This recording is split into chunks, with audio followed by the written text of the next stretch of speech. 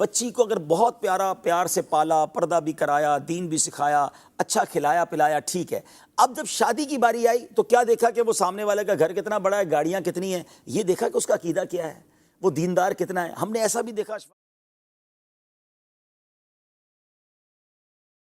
بھائی پوری زندگی اپنی بچی کو پردہ کروایا اور شادی کے بعد وہاں جا کے برقعے اتر گیا. کیوں گیا؟ وہ سسرال والے منع کرتے ہیں. ساری زندگی اولیاء، اہل بیت، غوث پاک، 12ویں شریف، میلاد کا ذہن دیا اپنی بچی کو، بچی بھی ماشاءاللہ نیک رہی، اور جہاں بھیجا وہاں کہتے ہیں وہاں تو یہ سب چیزیں کرنے کی اجازت ہی نہیں ہے. تو آپ نے کیا کیا اپنی بچی کے ساتھ؟ اچھا پھر اسی طرح سود کا کام کرنے والا، حرام روزی کمانے والا، یہ دیکھا ہی نہیں. اچھا آپ حلال کماتے بھی رہے، اپنی بچی کو حلال کے ذریعے پرورش کرتے رہے، اب شادی وہاں کر دی، رشتہ وہاں کر دیا جہاں حرام روزی کمائی جا رہی ہے. آپ نے اپنی بچی کے ساتھ کیا کیا؟ کبھی سوچا آپ نے اس کی آنے والی نسلوں کا کیا ہوگا؟ اس کی نسل اگر اللہ نہ کرے بدعقیدہ ہو گئی تو اس کا جواب دہ کون ہوگا؟ تو کیا دیکھیں؟ اچھا دیکھنے کے لیے تو باپ نے کیا نا. کون باپ برا چاہتا ہے؟ اس نے بینک بیلنس، دولت، گاڑی بنگلہ دیکھا، صحیح اچھا نہیں کیا اس نے. سب سے بڑی بات یہ کہ ہماری چیک لسٹ ہی غلط ہے. ہم نارملی لڑکا ڈھونڈتے وقت 3-4 چیزیں دیکھتے ہیں. دکھتا کیسا ہے؟ دکھتا بھی چل جائے گا اگر کماتا اچھا ہے تو، ٹھیک ہے نا. پھر اس کے بعد خاندان کیسا ہے، کوئی بری عادت تو نہیں ہے. اچھا بری عادت میں بھی کیا چیک کریں گے؟ وہ بری عادت جو معاشرے میں بری ہے، نشہ تو نہیں کرتا، چوری تو نہیں کرتا ہے. اچھا یہ نہیں سوچیں گے کہ نماز پڑھتا ہے کہ نہیں پڑھتا. کوئی نماز نہ پڑھنے سے زیادہ بری عادت کون سی ہے؟ اچھا حرام کا پیسہ بہت ہے، لیکن یہ پیسہ آتا کدھر سے ہے؟ سود کا کاروبار ہے، رشوت کا کاروبار ہے، نوکری کرتا ہے 50,000 کی، گھر میں گاڑیاں کھڑی ہیں، تو کدھر سے آئے یہ سارے پیسے؟ یہ کوئی سوچتا ہی نہیں ہے.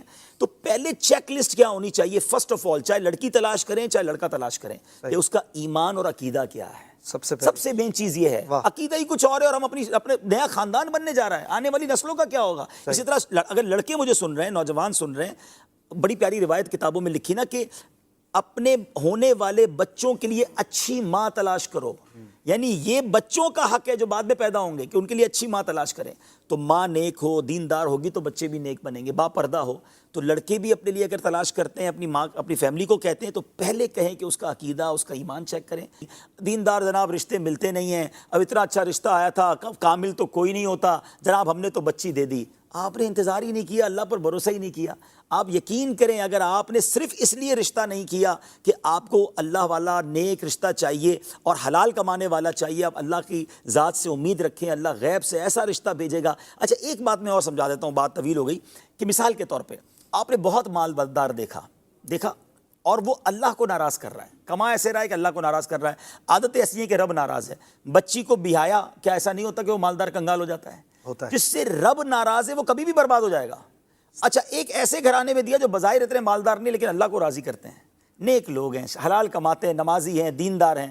آپ نے بچی دی، اللہ نے اس کی دنیا اچھی کر دینی ہے. تو سب سے پہلے یہ دیکھیں کہ میں جدھر اپنی بیٹی دے رہا ہوں یا اپنے بیٹے کا رشتہ کر رہا ہوں، وہ جو خاندان جڑ رہا ہے اس سے رب راضی ہے کہ نہیں. وہ کام کیسے طے کریں کس سے رب راضی ہے؟ ہم طے نہیں کر سکتے. سمپٹمز کچھ بھائی شرابی کو دیکھ کر تو پتہ چل جائے گا نا کہ اس کی حرکتیں کیا ہیں، ٹھیک ہے نا. ایٹ لیسٹ نماز پڑھنے والا ہو، دیندار ہو، حلال روزی کمانے والا ہو، خدا والا ہو. سب سے پہلے عقیدہ ٹھیک ہو، پھر اس کے بعد خیر انشاءاللہ. الحمدللہ میں جانتا ہوں، مزے کی بات ہے کہ ہمارے رشتہ داروں میں ہی ایک بہت، میں نام لوں تو آپ حیران ہو جائیں گے، اتنے بڑے گھرانے کا رشتہ آیا اور جس کے یہاں رشتہ آیا وہ اتنے مالدار نہیں ہیں اور وہ بلینرز تھے، بلینرز تھے. ان کا عقیدہ درست نہیں تھا.